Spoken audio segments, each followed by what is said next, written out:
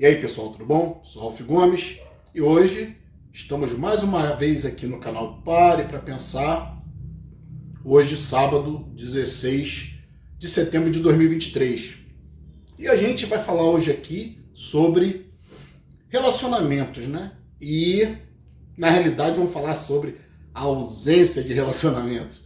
Por que que nós, que somos mais adeptos da solitude, nós que descobrimos na paz, no sossego, na tranquilidade, a nossa liberdade, o nosso estilo de vida mais preferido, nós que descobrimos na companhia de nós mesmos a ausência de solidão. Nós que descobrimos que nós somos a nossa melhor companhia. Olha só que interessante, porque toda vez que você se relaciona, você vai ter sempre que lidar com os interesses do outro, não é? Eu, por exemplo, não tenho saco para esta merda. Eu custei a descobrir isso. Sabe, eu como todo mundo também já tive relacionamentos, eu como todo mundo já fui casado, ou como a maioria das pessoas, né? Eu já passei por tudo isso, apesar de parecer novinho, né? Ter essa carinha de garoto. Mas eu já tenho mais de meio século nesse planeta aqui, né? Então, já passei por muita coisa. E hoje eu queria dizer aqui que nesse conceito, né, dessa Matrix, desse lugar, dessa ilusão, né, desta construção humana, dentro deste conceito dessa selva de pedra, onde tudo é disfarçado, né? Onde tudo é encoberto, onde tudo é oculto, e poucas pessoas conseguem ver, né?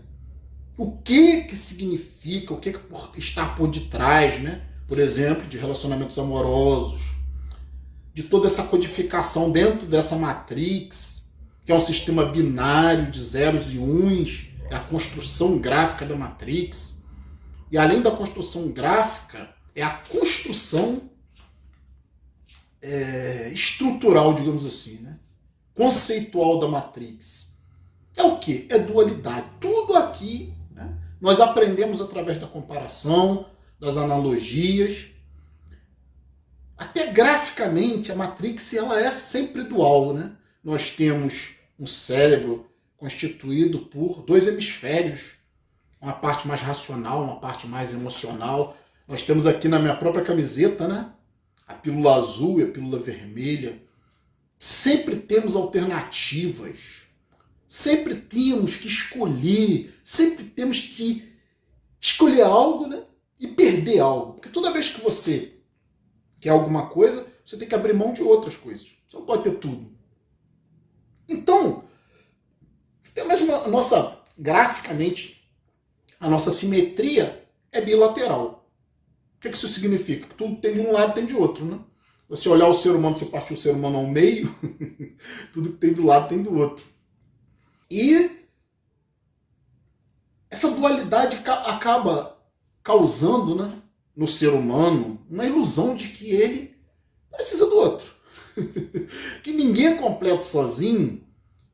Quando eu acabei de falar, né, eu tenho o hemisfério esquerdo e direito do cérebro, eu tenho em mim, né, na minha psique, né, o ego, o superego, o id, mas basicamente o aspecto consciente é o ego e o superego.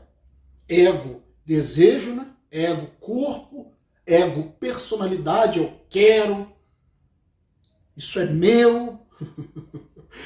Que é o ego que dá origem, o ego dá a origem à palavra egoísmo, que é a pessoa gananciosa, que é a pessoa que não pensa nos outros, não é? E tem a questão do superego, que é exatamente o ego crítico, chamado também de ego pai. Então nós temos aspectos diversos dentro de nós mesmos. É quase que impossível para uma pessoa que tem essa libertação na sua mente, que tem esse conhecimento, é quase que impossível se sentir sozinho. É por isso que a gente se afasta, sabe? É o segredo por trás de um comportamento que poucas pessoas compreendem. Por quê que o niilista... Bebi aqui meu vinhozinho.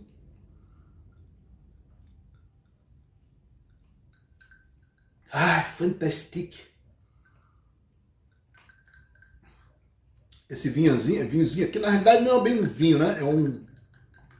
É uma bebida gaseificada, né? Composta também por vinho. Muito bom mesmo. Então, as pessoas não entendem o comportamento de muitos niilistas, principalmente de misantropos, né? Porque a característica do misantropo é se afastar, né, da sociedade, viver isolado, né? É muito bom, né, quando você descobre. Mas por que as pessoas não compreendem? É porque já tem gente demais, cara, dentro das nossas mentes. Já tem gente demais aqui. Eu tenho no mínimo aqui dois, né, com quem eu tenho que lidar, né? Que é o meu ego e o meu superego. E ainda tem um monte de gente, porque todas as pessoas que você acha que estão fora, pessoas que você conhece, pessoas com as quais você se identifica, pessoas com as quais você se hostiliza, tudo isso está aqui dentro, né? Porque está tudo acontecendo aqui dentro da mente. Esse ambiente externo é refletido para dentro da nossa mente. Então tá tudo aqui, né? Então é gente demais. Eu já tô cheio de tanta gente dentro da minha cabeça. De tantas pessoas aqui, né? E por isso que a gente se afasta. Acho que é por isso, né? Quando você se descobre como niilista, você descobre a ausência, né, de um sentido nesse mundo externo, nada mais parece ter graça, nada mais parece fazer sentido aqui. Então, você descobre o real sentido da existência humana, que é existir como um animal. A natureza nos fez para isso. Se você tirar essa roupa, né, você tirar toda a higiene que o ser humano criou, se você tirar essa coisa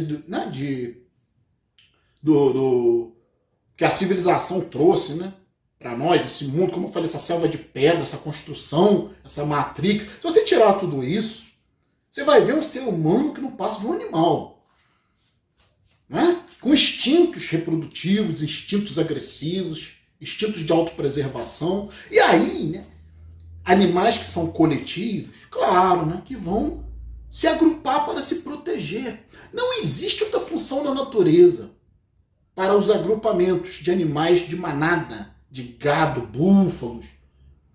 Você já reparou que, por exemplo, os búfalos, quando estão juntos, agrupados, é difícil um leão, uma onça atacar, né? Geralmente eles ficam em volta, né? O predador fica no entorno, calculando, esperando o quê? Uma oportunidade. Qual é a oportunidade que esse predador está esperando? Que algum desses animais fique para trás, ou se a parte do grupo. E aí esse animal, que às vezes está doente, um filhote, ou um animal mais lento por algum motivo, o predador, ele é inteligente, ele vai esperar, né, esse animal mais frágil se desgarrar da manada, e aí ele vai lá e ataca. Vai sempre assim.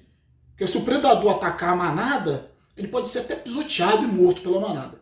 Então, agrupar, sempre socializar, sempre na natureza para se proteger.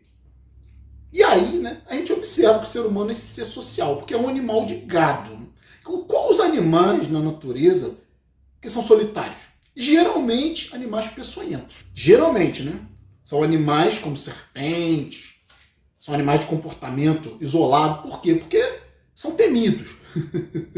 Na realidade, eles não são perigosos.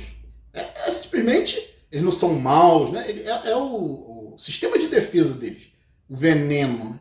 Então, animais peçonhentos costumam, né, no geral, serem lentos, como serpentes, e é uma das características, né? Solitários. Então nós, né, livres pensadores, racionalistas, principalmente misantropos, no sentido de aversão a muita gente, aversão à socialização, nós nos descobrimos peçonhentos.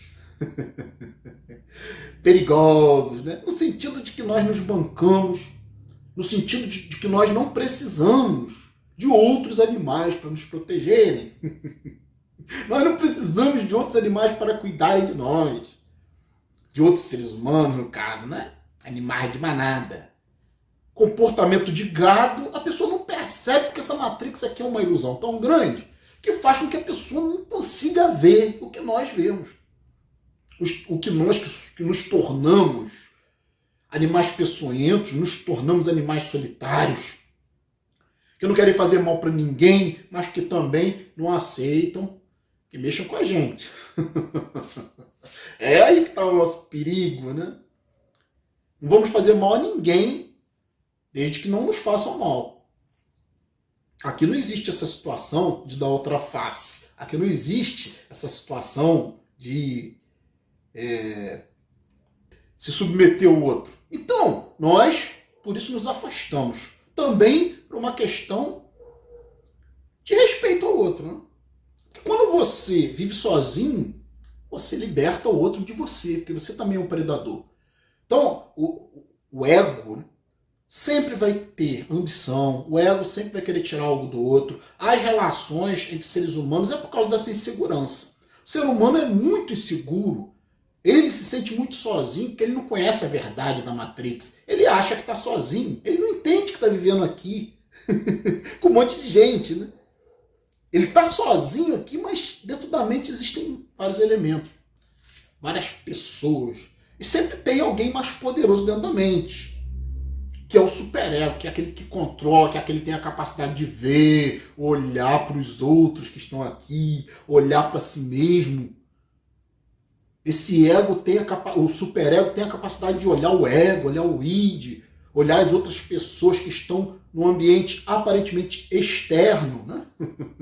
Isso é crítica e autocrítica. Aí você toma uma maturidade. Né?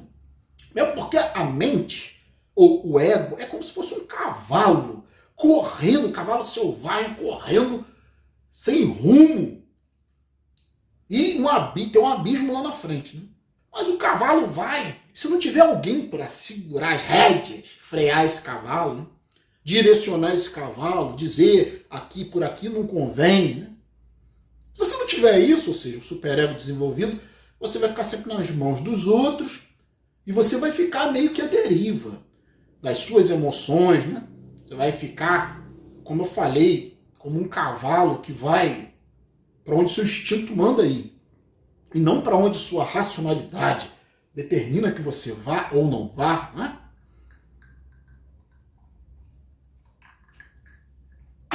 E relacionamento tem muito a ver com isso. Relacionamento tem a ver com essa necessidade de ser aceito pelo outro. Com essa necessidade de se ver também refletido no outro, porque as pessoas se unem sempre, os iguais sempre andam juntos. Não existe essa questão de vítima, os iguais sempre andam juntos. Se você está se relacionando com alguém, você está se relacionando com os seus próprios interesses. Você está esperando aqui na sua mente que você seja correspondido, você está esperando aqui na sua mente que você seja uma prioridade na vida desta pessoa. Você está cheio de exigências, né? Relacionamento é isso. Tem até aquela frase famosa que diz, né? Ah, se eu não for prioridade nesta relação, isso não me interessa. Eu tenho que ser prioridade. Entende? É um egoísmo, um egocentrismo muito grande. Isso que leva as pessoas a se relacionarem e por isso que quase nunca, ou nunca isso dá certo. Dá certo até por algum tempo às vezes, mas depois se torna maçante. Quando não se torna uma relação violenta também, né? Porque conflitos de interesses. Imagina dois egos competindo por interesse, por atenção. E aí quando esses interesses não são satisfeitos, né? Não correspondem ao ideal que a pessoa imaginava, vem o conflito. E aí o amor rapidinho se transforma em ódio. Então nós que somos misantropos, né? Até por questões nihilistas mesmo, de compreensão que essa realidade aqui é uma realidade de zeros e uns, é uma realidade dual, é uma realidade onde é preciso de dois para procriar, sempre, né? Um zero e um, positivo e negativo, no macho e a fêmea. E nós somos as pessoas que descobrimos essa grande ilusão, essa grande mentira, que é o dois, né? Para produzir realidade. Porque, na realidade, né, esse universo aqui, para para você criar a realidade, você tem 3 elementos, né?